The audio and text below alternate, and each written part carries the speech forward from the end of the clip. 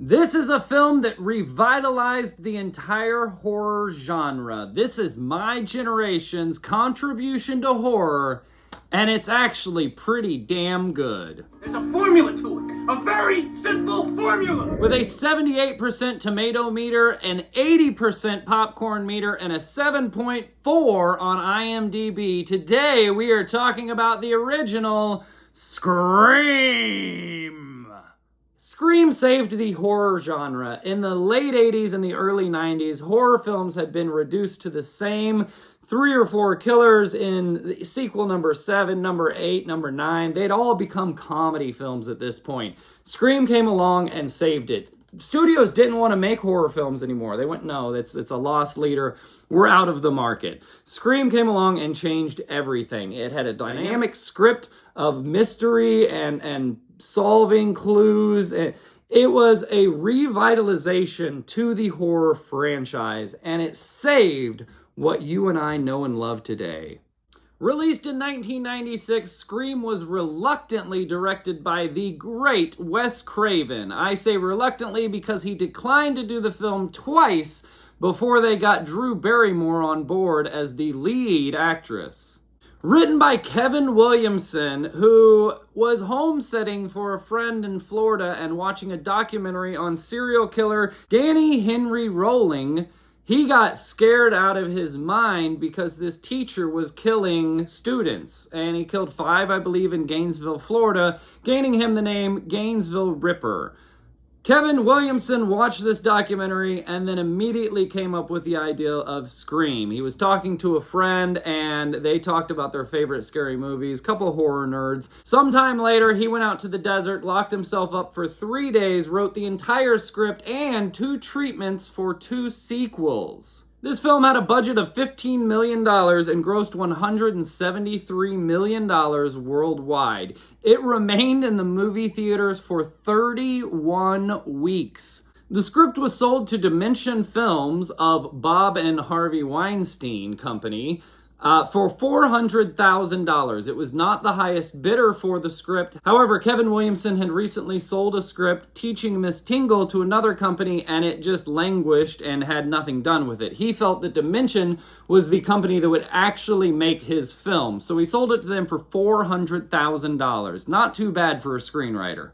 Originally titled Scary Movie, Bob and Harvey Weinstein did not like that, and they insisted on changing the name to Scream after Michael Jackson and Janet Jackson's video aired with just the simple name Scream. They loved it, and at the end of shooting, after they filmed the entire movie pretty much, at the end of the shoot, they changed the name to Scream. At the wrap party, they gave out bottles of wine that still said Scary Movie on it. It was very late in the game that they changed the name to Scream. A lot of the cast and crew were unhappy about the change, but Bob and Harvey Weinstein were right. This was a much better title. Drew Barrymore was originally planned to play the lead role of Sidney Prescott, but she had an idea to play Casey Becker. She didn't like the fact that anytime the major star was in a horror movie, you knew they were going to live to the end. Wes Craven was reluctant about the concept at first, but he took a page out of Psycho, and the same thing that they did with Janet Leigh,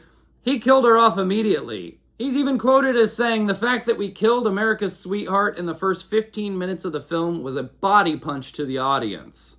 And it was. The score for this film was composed by Marco Beltrami. It was his first film, and it's reported that he got the gig off of a chat room. The assistant sound producer was writing in a chat room and asking if there was any new talent. Marco Beltrami was not a fan of horror films, and he actually took inspiration from the Dollars trilogy to make this score. When he sent over his demos, Wes Craven loved it. He said anyone else's demo felt like John Williams, and this felt authentic and original. So it's scored like a Western, not like a horror movie, which really changes the whole element of the movie and makes this a genre-defining film. This is a horror film made and written by a horror fan. This is a great movie made by movie lovers. It is full of references, not only pop culture, but actual horror movies. This film exists in a world where all other horror films exist as well. It's a great concept. It includes a lot of pop culture references from the 90s, like Richard Gere's story. If you don't know, check it out on the internet, even if you weren't alive then. For some reason, this rumor, I heard it when I was a kid. For some reason, this rumor just went around everywhere. My mom's favorite actor was Richard Gere. So I remember this very vividly, hearing this rumor. And they mentioned it in the movie. Wes Craven said, yeah, it's a little tasteless, but it was too funny of a line to remove. No spoilers, but my only criticism about this film is it's more of a mystery movie than a horror movie. Having the killer be a normal person, it's an innovative idea and it worked really, really well. However, with other horror films, the killer is mysterious, so you want to come back and rewatch the film over and over and over. In this, you learn way too much about the killer, and it really decreases the rewatchability. I haven't watched this movie in 25 years because I thought, yeah, I remember it. I know what happens. I know who it is, you know. It's great. I rewatched it for these 31 days of Halloween. This is a fantastic movie. I will probably watch the first one every Halloween now. This is definitely in my top 10 list of horror films. I didn't remember it that well. I watched it several times in the theater, but this is a great movie. Definitely worth a rewatch. Top 5 interesting facts about Scream. Fact number 5. Matthew Lillard was cast by accident. He drove to his girlfriend's work where she was a casting director for another movie. Across the hall, the casting director said, hey, you might be perfect for this role. Will you come in here and audition?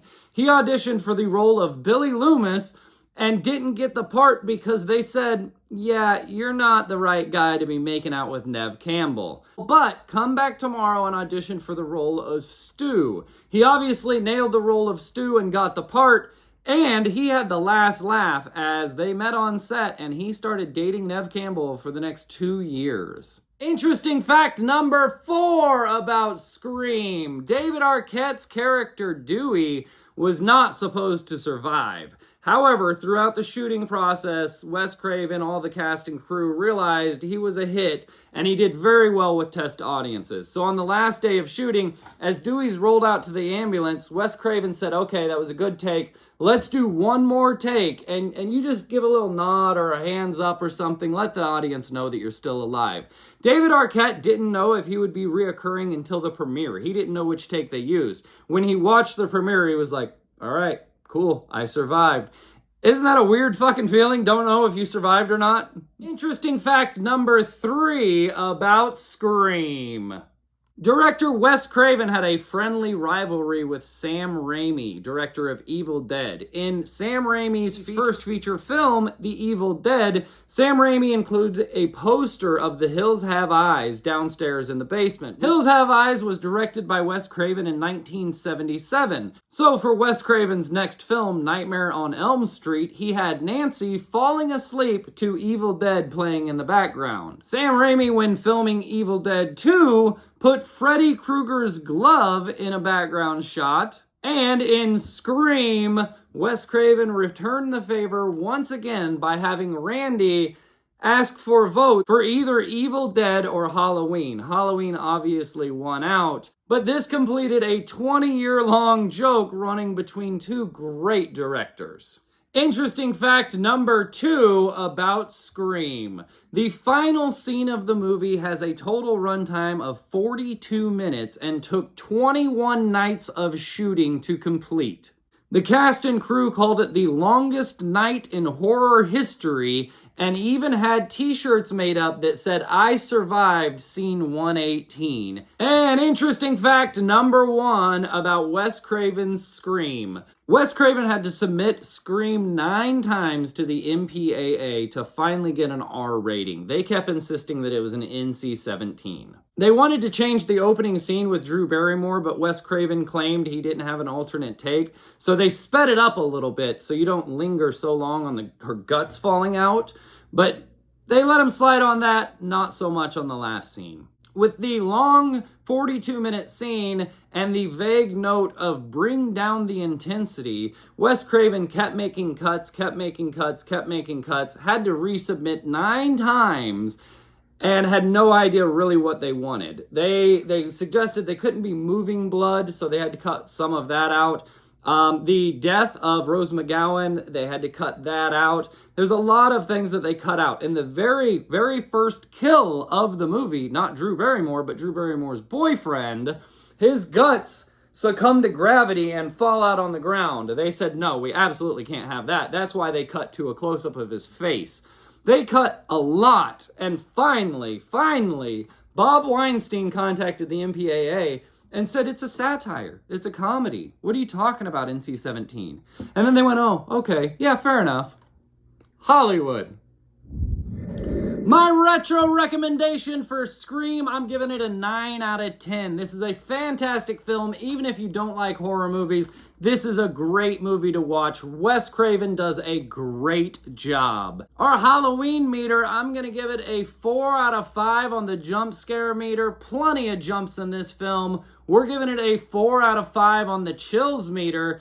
You don't know who the killer is, you just know that it's someone in Sydney's group. You know it's someone close to her. It's kind of freaky. And we're giving it a full 5 out of 5 on the gore meter. Wes Craven's a genius. It could even been better if the MPAA wouldn't have screwed with him, but we've already talked about that. 5 out of 5 on the gore meter. Fantastic film. Definitely going to be in my top 5 recommendations of what you should watch this Halloween. This is the first movie on the channel that we have reviewed that I actually watched in the theaters. I watched this at the main AMC theater when it first came out, and I loved it. I then watched it again at what we used to call the Dollar Theater, the second run theater. It was 3 miles from my house, and I pretty much lived there. It was $1 to see a movie. I would ride my bike up there with a couple buddies, by myself, whatever. I loved going to the Dollar Theater. I would watch all kinds of movies. Absolutely loved it. And this is, you know, the mid-90s, early to mid-90s. Can you imagine a time now where you could ride your bicycle away from your house, 3 miles away, be gone for 3 hours, have no one know anything about your whereabouts or how you're doing, and then just come home when the streetlights came on? God, I love the 90s, man. So much better of a time. I don't even know if they still have second-run theaters, but they were wonderful. After a film would leave the main theater, it would go here for another month or so at a discounted rate. I think it was probably $3 or $4 to watch a movie back then, $2.50, I don't know, but $1 to see it there, and it's second run. However, Scream stayed in theaters for 31 weeks. That's a long time to wait for a second run. Although this case is misleading in saying 5 films set, it is only the original trilogy and 2 long feature documentaries about the filming. First is Still Screaming, which is only on Scream 1, and Scream the Inside Story that covers the entire trilogy. Both documentaries are about 90 minutes. As far as other special features, there's a 10-minute featurette in each one of the features. But the main thing is the 2 documentaries. If you're a big fan of Scream, definitely get this. It's definitely worth it. Those 2 documentaries, Still Screaming and Scream the Inside Story, absolutely worth it. I plan on doing a full deep dive into Scream 1, so subscribe to the channel. That's going to be coming out on December 20th this year. I loved rewatching this movie. I was so thrilled with the outcome of it. Immediately I was like, yep, that's the killer. Okay.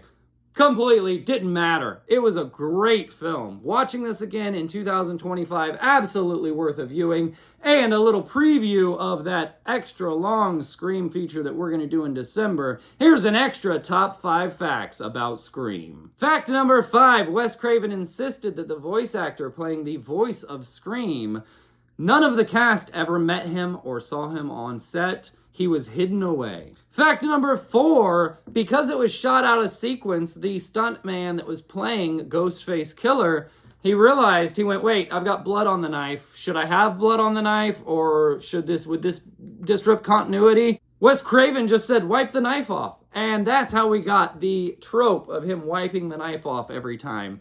The stuntman was like, wait a minute, continuity, do I have blood or not? Bonus fact number 3, scene 118, the actors claim was about 90% script written, but because Wes Craven and Kevin Williamson were a little free form, about 10% of it was improv, leading to one of my favorite lines of the movie, "You hit me with the phone, you dick!"